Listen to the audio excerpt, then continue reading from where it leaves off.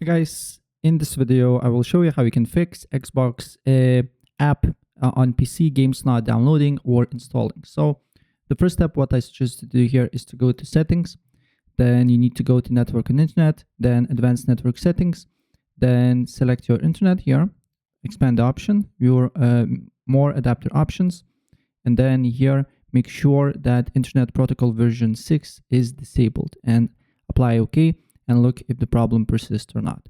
If the problem persists, then another step that you need to do here is to on search you just need to write vs reset and then hit this, and it will automatically your Microsoft Store will be automatically restarted. And if this do not work, then look for Xbox app, right click on it, go to app settings, then we need to wait for a couple of seconds here until it loads up, then press repair, and then you need to press reset, right? Reset, and wait for a couple of seconds until it loads up. And after that, just launch the Xbox game app and look if the problem persists.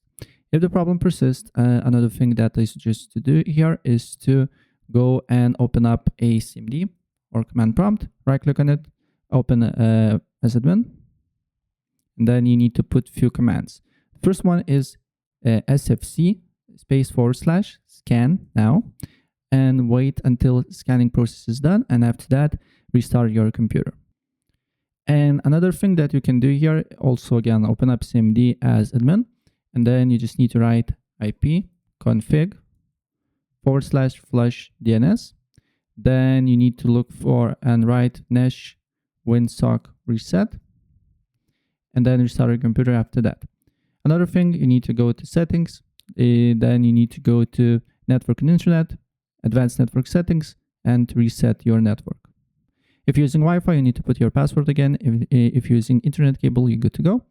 Next step, press on network and internet again, advanced network settings, expand your internet connection, more adapter options, double click on internet protocol version 4, select use the following DNS server addresses, and on preferred DNS server you just need to write 8.8.8.8, and on alternate DNS server you just need to write 8.8.4.4 and apply the changes and look if the problem persists.